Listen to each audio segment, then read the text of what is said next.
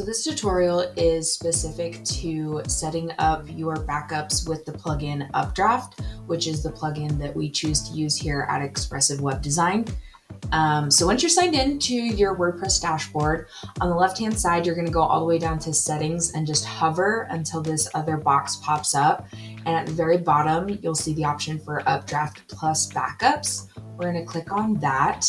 This here, the main page that it pulls up is going to be where you can see the backups that you have of your site already.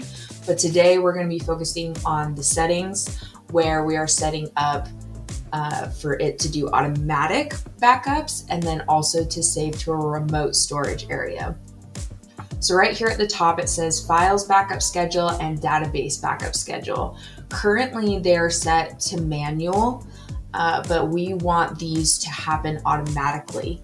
So we're going to click this drop down and say, and you can choose how often they happen. It really varies from site to site as to how often you want a backup to be taken of your site. At the very least, we suggest monthly. So that's what I'm going to put in here for both of these boxes. And then I'm going to scroll to the very bottom. We're going to keep all of these check boxes checked. I'm scroll to the bottom and click Save Changes.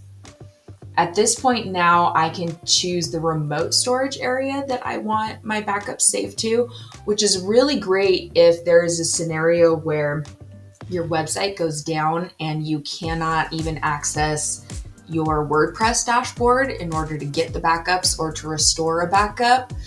You will have a backup of your website on a third-party place that you can then use to basically rebuild your site should you need to.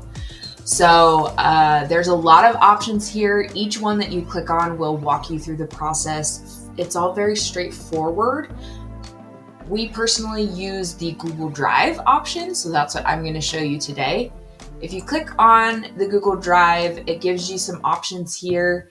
It's super easy to authenticate with your Google. You click this sign in with Google option. You do get a pop-up, which you guys can't see right now, but it lets you know that you're leaving the site to go authenticate through Google. So once I do that, I click leave. Now it's going to redirect me to authenticate through my Google account.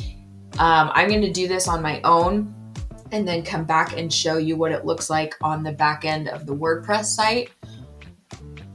But it's very straightforward in that it's a couple of buttons you have to push and it really walks you through the whole process. So I'll come back and I'll show you then what the back end of WordPress looks like after you've authenticated through Google.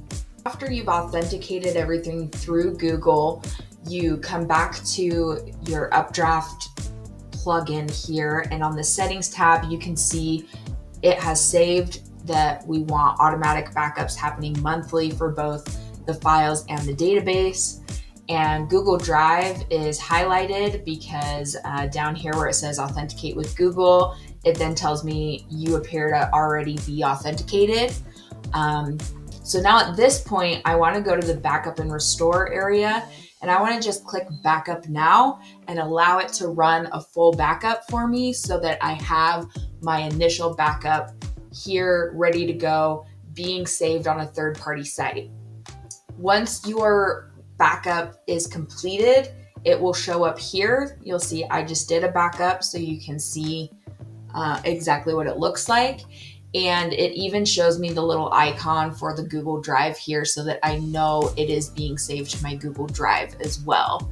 Then lastly here, if I go into my Google Drive, I see that there's a new folder that's been created called Updraft Plus.